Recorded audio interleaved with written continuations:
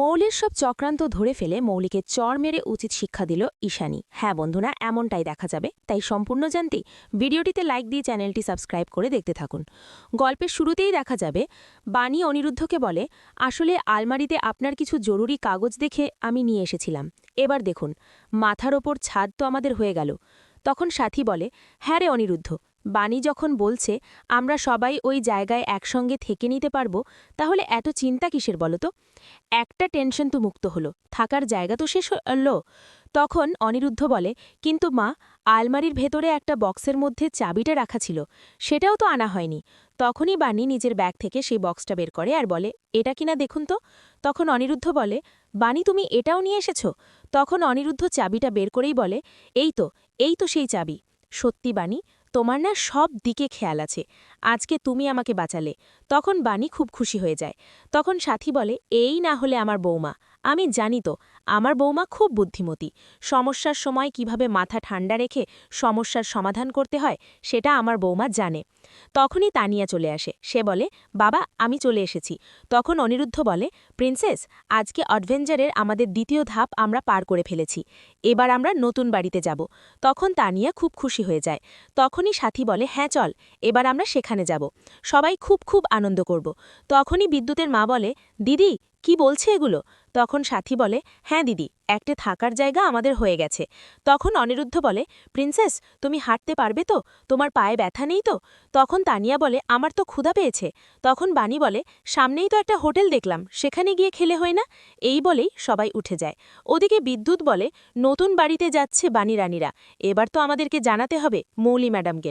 ওদিকে বান্টি যখনই অনিরুদ্ধদের বাড়িতে আসে, তখন এসেই দেখে যে অনিরুদ্ধদের টাকা, ওয়ালেট সব কিছু পড়ে আছে, গয়না। তখন সেগুলো নিজের পকেটে করে নেয়। তখন নয়নতারা বলে, দেখি কি ঢোকালে পকেটে? ঢোকালে কি? বের করো।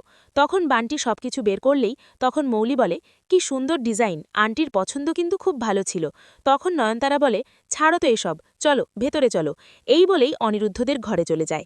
সাথীর ঘরে গিয়ে তখন সব গয়নাগুলো বের করে, আর নিজে যে গয়নাটা সাথীতে দিয়েছিল সেটাও বের করে, আর বলে, দিদিভাই দেখো, এই গয়নাটা না আমাকে বাধ্য হয়ে সাথীকে দিতে হয়েছিল ঘুষ হিসাবে, যাতে তোমার আর অনিরুদ্ধর এঙ্গেজমেন্টটা হয়ে যায়। আমি দিয়ে না সারা রাত ঘুমাতে পারিনি জানো তো। খালি মনে হয়েছে আমার কি যেন চলে গেছে। যাক, আমার জিনিস আমি ফেরত পেয়েছি। এবার চলো। তারপরে মৌলি বলে, চলো চলো এগুলো নিয়ে যাই। তখনই কতগুলো শাড়িও নিয়ে নেয় নয়নতারা, আর বলে, এগুলো সব আমাদের। তখন তো বান্টি, তারপরে মৌলি আর নয়নতারা খুব খুশি। তখন বান্টি বলে, আচ্ছা আমার না ওই ছোট ঘরে আর থাকতে ভালো লাগে না। এখানে যদি থাকি আমি, কি কেমন হবে তখন? মৌলি বলে, ভালোই বলেছে জ্ঞানমামি, এই বাড়িটা না খুব বড়, খুব ভালো হবে আমাদের জন্য। আমরা বরং মুভি দেখব এখানে শুয়ে শুয়ে। তখনই ঈশানী আর পিনাক্ষী সেখানে চলে আসে, আর ঈশানী এসে মৌলিকে বলে, মৌলি তোমার এত বড় সাহস! তখন মৌলি বলে, কেন মামি, কি করেছি? তখন ঈশানী বলে, তোমার এত বড় সাহস, তুমি এখানে এসেছ, আবার অনিরুদ্ধ হয়তো তুমিই দাঁড়িয়েছ বাড়ি থেকে। এই বলে মৌলিকে ঠাসি একটা চড় মারে।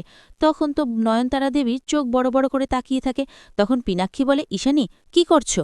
মেয়ে বড় হয়ে গেছে, তুমি কি ভুলে গেছো মেয়ের গায়ে হাত তোলা যায় না? তখন ঈশানী বলে, তুমি জানো না, ওর জন্যই অনিরুদ্ধ চলে গেছে। তখন মৌলি বলে, মাম, তুমি আমাকে মারলে, তুমি আমার গায়ে হাত তুললে? তখন ঈশানী বলে, একদম কথা বলবে না। তুমি অনিরুদ্ধদের এ বাড়ি থেকে তাড়িয়েছ, আবার এখান থেকে সবকিছু নিয়ে যাচ্ছ তুমি। তোমার এত বড় সাহস! তোমাকে আমি এই শিক্ষায় বড় করেছি? হ্যাঁ, আমি না ভাবতেই পারছি না যে অনিরুদ্ধরা চলে গেল আর তোমরা এখানে কিনা আনন্দ করছো। তখনই নয়নতারা বলে, বৌমা, এটা কিন্তু একদম ঠিক হয়নি। তখন ঈশানী বলে, প্লিজ ছোট মা, অনেক তো হলো, এবার অন্তত আপনি মুখটা বন্ধ রাখুন। ও ছোট, ওর অন্যায় হলে ওকে শাসন করবেন, তা নয় ওকে প্রশ্রয় দিয়ে আরও মাথায় তুলছেন কেন? তখন ঈশানী পিনাক্ষীকে বলে, তুমি তো বরং আমাকে একটু একটু ফোন করতে পারতে। আমি মন্দিরে গেছি তো কি হয়েছে? আমি অনিরুদ্ধদের কিছুতেই বাড়ি থেকে যেতে দিতাম না। তুমি দেখো না, বেশি দূর তো মনে হয় যায়নি, তুমি ওদেরকে খুঁজে নিয়ে এসো। ওদিকে মৌলি কথা শুনে প্রচণ্ডভাবে রেগে যায়। তখন পিনাক্ষী বলে, তুমি এরকম করো না, আমি দেখছি, বেশি দূর তো যেতে পারেনি, আমি বরং ওদেরকে খুঁজে নিয়ে আসছি, তুমি চিন্তা করো না। তখনই মৌলি বলে, মাম, তুমি কিন্তু বড্ড বাড়াবাড়ি করছো। ওই বাণী গেছে, ভালো হয়েছে, ও মরলে একদম বাঁচে। তখন ঈশ্বরী বলে, কি? তুমি তুমি কি বললে? হ্যাঁ, তুমি মানুষের মরণ কামনা করছো? তোমার এত বড় সাহস! তুমি কিনা বলছো যে বাণী মরলে বাঁচো? তোমাকে আমি এই শিক্ষা দিয়েছি? আমার তো মাঝে মাঝে মনে হয় যে তুমি আমার মেয়েই না। তখনই মৌলি কথা শুনে প্রচণ্ডভাবে রেগে যায় আর বলে, হ্যাঁ, আমি তোমার মেয়ে না, আমি তোমার মেয়ে না। তখনই পিনাক্ষী বলে, মৌলি, মুখ সামলে কথা বলো, মায়ের সঙ্গে কেউ এরকমভাবে কথা বলে না। তখন ঈশানী বলে, জানো তো পিনাক্ষী, আমার মনে হয় যে ওকে আমি ঠিক শিক্ষায় মানুষ করতে পারিনি। ওকে আমি অমানুষ তৈরি করেছি। কি বলবো এখন, এসব কিছুতে আমার ব্যর্থতা, আমার। এই বলে ওরা চলে যায়। তখন নয়নতারা বলে, দিদিভাই, তুমি একদম ভেবো না। কি মাথা গরম করছো কেন? কেন? তখন মৌলি মনে মনে বলে, তুমি তো গ্র্যান্ডমাম জানো না, ওই বাণী এই বাড়ির উত্তরাধিকারী। এই ঈশানী রয়ের মেয়ে হলো বাণী। তাই তোকে আমি সরিয়ে দিতে চাই। তখন নয়নতারা বলে, তুমি না একদম চিন্তা করো না। ওই বাণী কদিন পরে এমনিতেই অনিরুদ্ধকে ছেড়ে চলে যাবে, আর অনিরুদ্ধ সেই তোমার কাছে আসবে, তুমি ভেবো না। এই বলেই মৌলিকে জড়িয়ে ধরে নয়নতারা, আর মনে মনে বলে, তুমি যে রেগে বম হয়ে আছো, তুমি আমার কোনো ক্ষতি করার আগে তোমাকে তো শান্ত করতে হবে আমাকে। ছোটবেলা থেকে প্রশ্রয় দিয়ে তোমাকেই তো আমি মাথায় তুলেছি, তাই আমাকেই সবটা সামলাতে হচ্ছে। এই বলেই নয়নতারা এগুলো ভাবতে থাকে। ওইদিকে অনিরুদ্ধ একটা ধাবাতে যায় খাবার নেওয়ার জন্য তানিয়াদের জন্য। তখনই সে ধাবাতে কত টাকা করে তরকা রুটি জিজ্ঞাসা করলেই লোকটা বললেই অনিরুদ্ধ দেখে চোর ওয়ালেট তো বাড়িতে রেখে এসেছে। তখন অনিরুদ্ধ পকেটে দেখে মাত্র 150 টাকা আছে, সেই টাকায় সবার হবে না। তখন লোকটাকে বলে, আপনারা 2টো তরকা দিন আর 10টা রুটি দিন। তখন লোকটা বলে, না স্যার, আমার বাবা আজকে আগে এই দোকানে বসতো, আপনাদের জন্যে এই দোকানটা আমাদের বেঁচে গেছে, আমরা এই কাজটা করে খেতে পারছি। আপনার কাছে আমার অনেক ঋণ রয়েছে, আর আপনাদের জন্য আমি এতটুকু করতে পারবো না।